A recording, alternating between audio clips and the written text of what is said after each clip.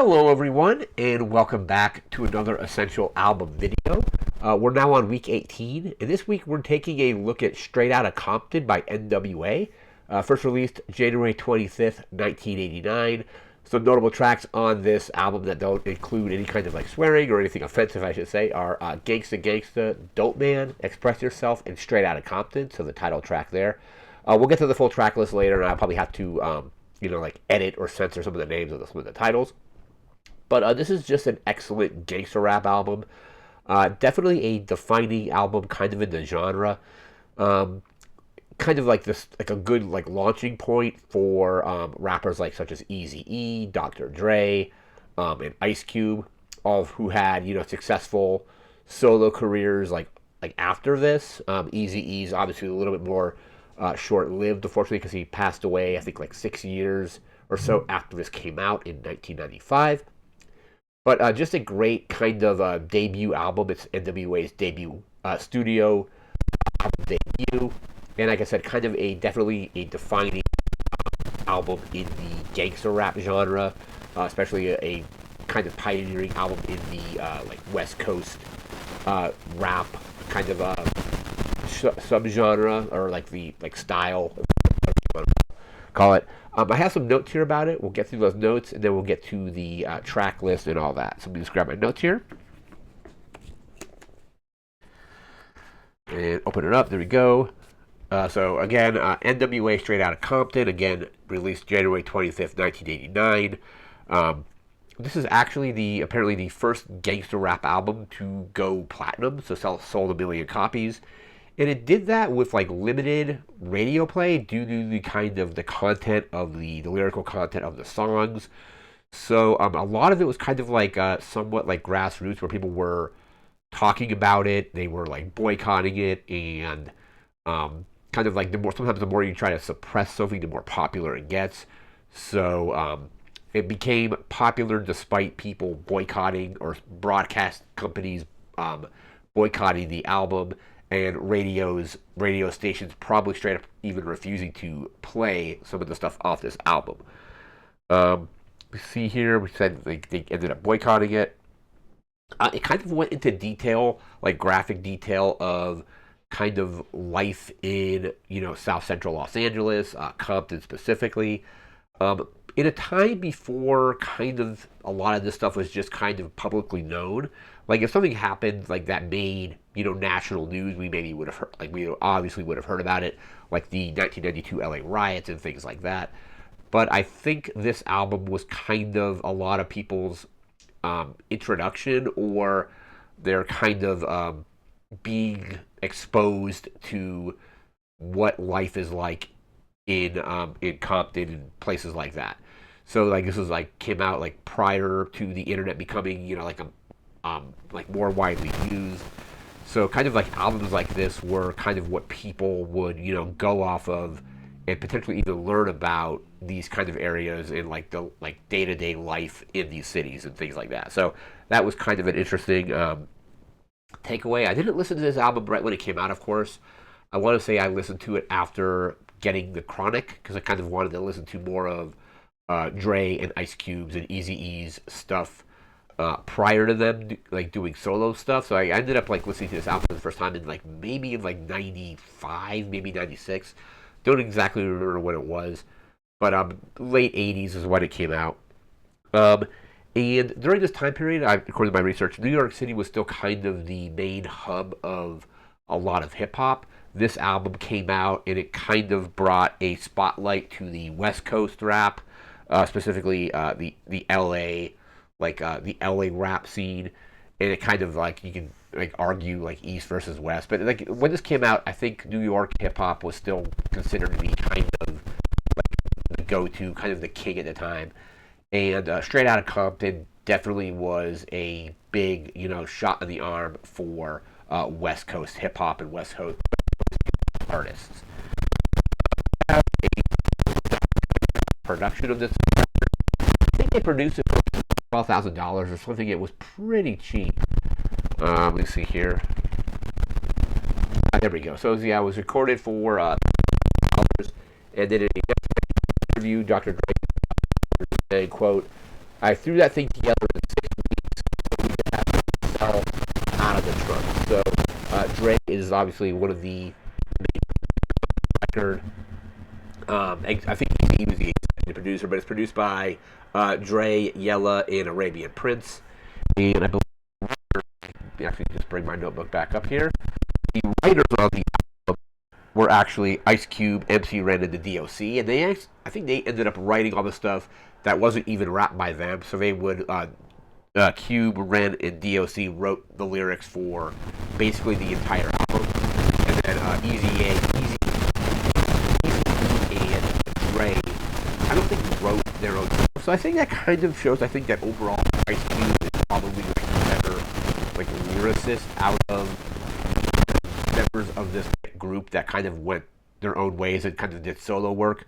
I still love Dre as a rapper, but I think Ice Cube is probably overall a better rapper than Dre, if I had to like choose that. But yeah, so it was produced by who did I say? Were written by Ice Cube, MC Ren, and the D.O.C. Jerry Heller, who's one of their managers, I think wrote in a book of his, like recounting a story when the band was just, or the group was just hanging outside the studio, like not doing anything, and got rolled up on by police and made them, like, police made them get on their knees and all this other stuff. And that's what Ice Cube used as inspiration for the song of F the Police. One of the main big name tracks on this album, I actually couldn't write the name of that over there with the normal tracks. I could have censored it, I guess.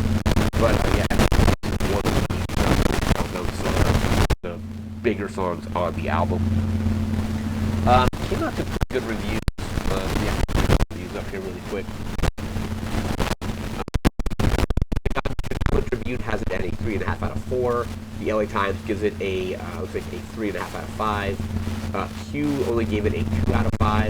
And what the it was kind of polarizing. Sounds has it at a 5 out of 5, and Village Voice has it at a B. So I think overall, good reviews. And then Retro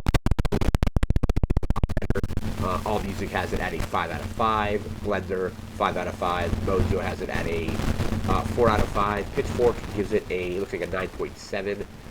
Q has it at a 4 out of 5, and I think Q's initial review was a 2 out of 5, but they kind of changed their 2 out of 5 a bit. I think looking at it retrospectively, you can see like how it influenced the entire gangster rap genre and all that kind of stuff.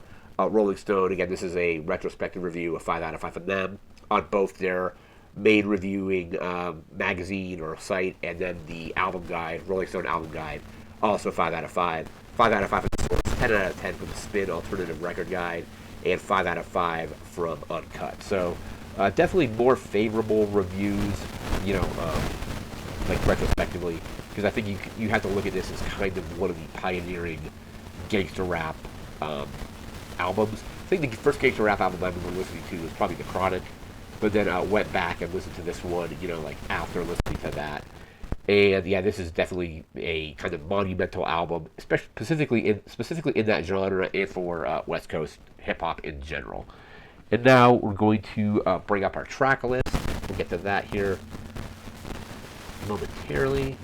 What do we got? The album's about an hour long. Let me just pull the track list up. Yeah, so I think the reissue, the bonus tracks, bring it up to an hour, but the original release is 50 minutes and 12 seconds. And then we'll get to the bonus tracks they did a reissue in 2012, or not 2012, 2002, as well as another edition in 2007. So anyway, on the original album, we have the title track here, track 1, Straight Outta Compton. It's a great way to just kind of introduce the whole group to everybody and kind of like they start doing their thing. Track 2 is F the Police.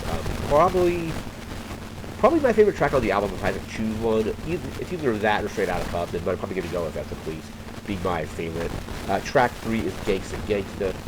Track 4 is If It Ain't Rough. Track 5 is Parental Discretion is Advised, and I is with it spelled with an I-Z, of course. Track 6 is 8 Ball. Track 7 is Something Like That. track 8 is Express Yourself.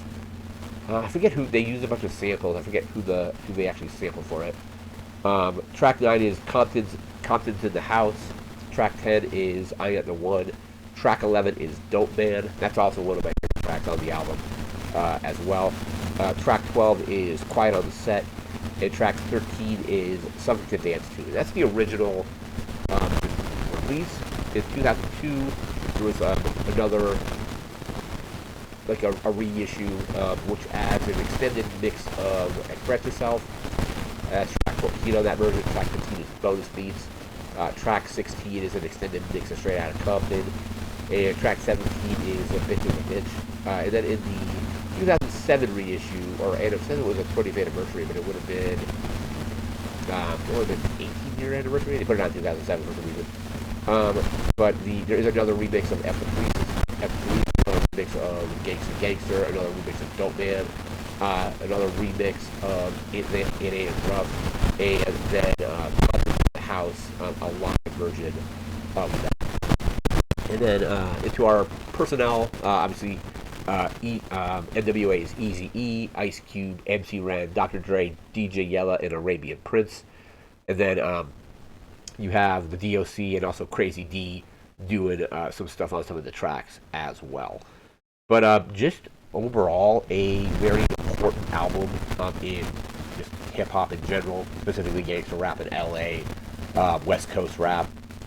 It's an amazing album. Highly recommended that you check it out, just to even just see kind of where some of these rappers, specifically Ice Cube, Dr. Dre, and Eazy-E, kind of got their start. Because it kind of, a lot of the stuff kind of in here kind of informs a lot of the stuff that they've done, like in the future as well.